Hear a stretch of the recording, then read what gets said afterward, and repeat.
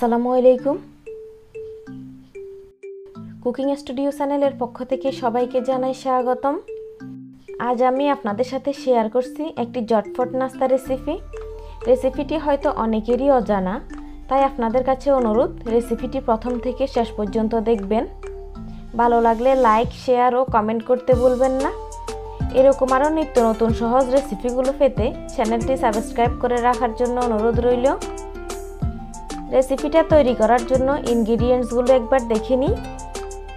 আমি এখানে মাঝারি সাইজের দুটো সিদ্ধ আলু নিয়ে নিয়েছি, চিলি ফ্লেক্স 1 চা চামচ, গরম মশলা 1/2 চা চামচ, হলুদ গুঁড়া সামান্য, পেঁয়াজ কুচি 1/2 কাপ, স্বাদমতো লবণ। আমি এখানে ময়দা নিয়েছি 1 কাপ।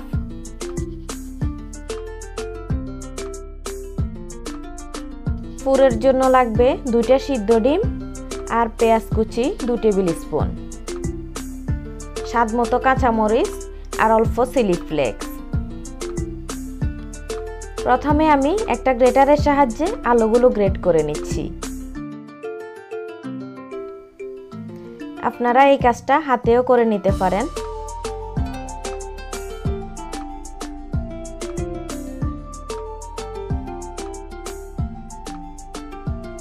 গ্রেট করা হয়ে গেল।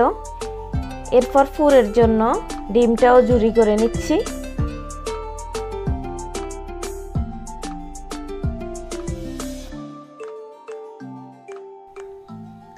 এখন এই ঝুরি করা ডিমের মধ্যে পেঁয়াজ, কাঁচামরিচ ও চিলি ফ্লেক্স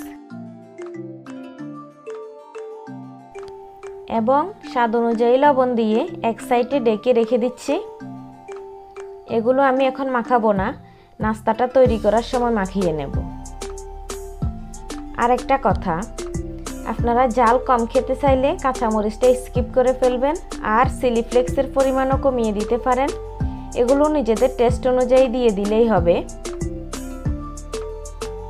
অন্যদিকে চুলা একটা ফ্রাই প্যান দিয়ে এতে 1 টেবিল স্পুন তেল দিয়ে দিচ্ছি। এখন এই তেলের মধ্যে 1/2 কাপ পেঁয়াজ কুচি দিয়ে দেব। পেঁয়াজগুলো কিছুক্ষণ ভেজে এরপর দিচ্ছি গ্রেট করা আলুগুলো।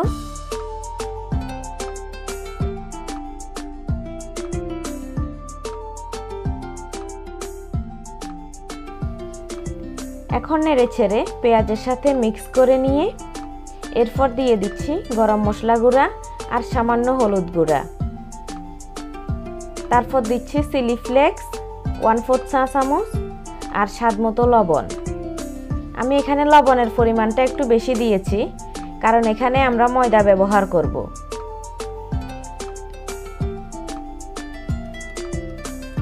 আর একটা কথা, হলুদ গুঁড়াটাও অপশনাল। এটা শুধুমাত্র কালারটা সুন্দর দেখানোর জন্য। এটা না দিলে স্বাদের দিক থেকে কোনো হেরফের হবে না। এখন এগুলোকে 1 মিনিট মতো ভেজে তারপর অল্প অল্প করে দিয়ে দিচ্ছি ময়দা। আমি কিছুটা ময়দা দিয়ে নেড়ে দিচ্ছি। চুলার আঁচটা একদম কমিয়ে রেখেছি। আপনারা চুলাটা বন্ধ করেও ময়দা মিশিয়ে নিতে পারবেন। আমি বন্ধ করি নাই, একেবারেই কম করে দিছি। এভাবে করে আমি ময়দা দিয়েছি 1 কাপের থেকে একটু কম। আমি একটু ময়দা রেখে দিয়েছি। এভাবে হাত দিয়ে দেখবেন ডো তৈরি করার মতো হলে আর ময়দা দিতে হবে না। চুলাটা বন্ধ করে দিলাম।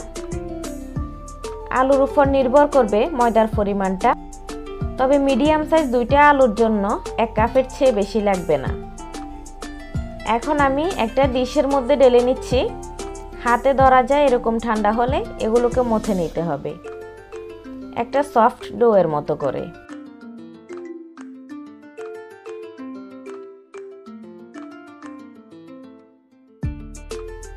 এখন এগুলোকে লেচি কেটে নেব। আমি এখানে 5 ভাগ করে নিলাম।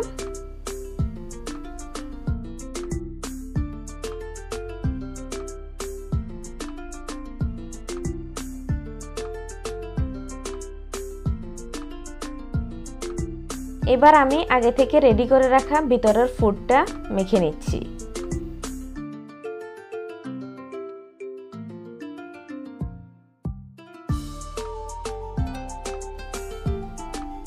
এখন চলে যাচ্ছি রুটি বানানোর জন্য। একটা ডোয়ের অংশ নিয়ে এভাবে গোল করে হালকা একটু ময়দা ছিটিয়ে এভাবে বেলে নিচ্ছি। আমি এখানে খুব বড় সাইজের করব না, আবার খুব ছোট সাইজও করব না, মাঝারি সাইজের বেলে নিচ্ছি। আপনারা নিজেদের পছন্দ অনুযায়ী বেলে নেবেন। এবার সাইডগুলো একটু হাত দিয়ে গোল করে দিচ্ছি। আলু আর ময়দার মিশ্রণ তো একটু ফেটে যেতে পারে, এতে কোনো সমস্যা নেই। এভাবে হাত দিয়ে সাইড থেকে একটু গোল করে দিলেই হয়ে যাবে।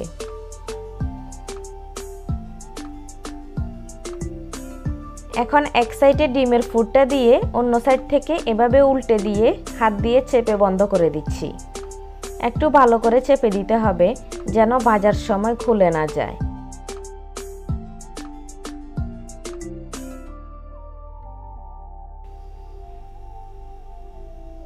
এটা রেডি হয়ে গেল। সেম প্রসেসে আরেকটা তৈরি করে নিচ্ছি। এভাবে আমি সবগুলো রেডি করে নিলাম।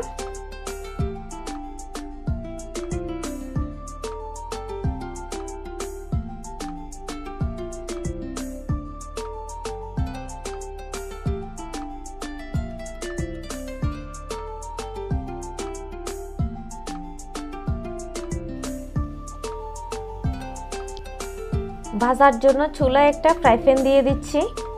এবার এতে তেল দিয়ে দিচ্ছি। আমি এগুলোকে শ্যালো ফ্রাই করব। এই নাস্তাটা ডুবো তেলে ভাজতে হবে না।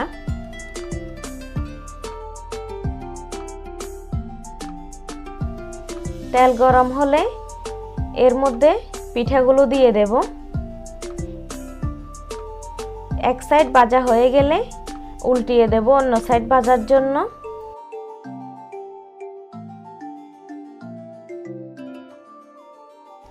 চুলার আঁচটা মিডিয়ামে রেখে নিজের পছন্দ মতো কালার এনে এগুলোকে উল্টিয়ে পাল্টিয়ে তারপর নামিয়ে নিচ্ছি।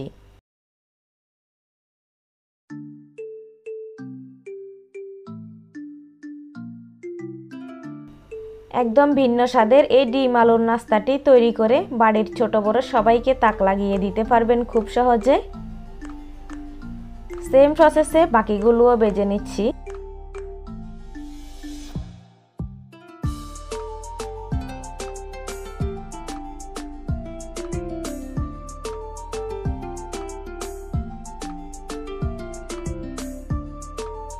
দু পিঠ ভাজা হয়ে গেলে তুলে নিচ্ছি।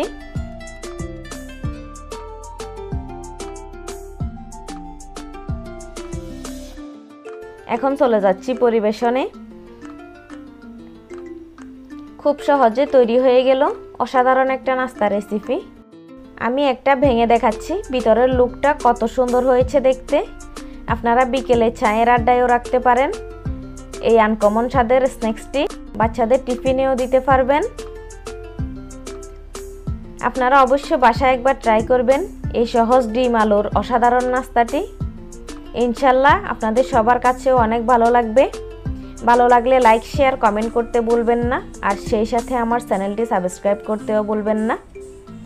পরবর্তী রেসিপি দেখার আমন্ত্রণ জানিয়ে আজকে এখানেই বিদায় নিচ্ছি। ভালো থাকুন, সুস্থ থাকুন। আল্লাহ হাফেজ।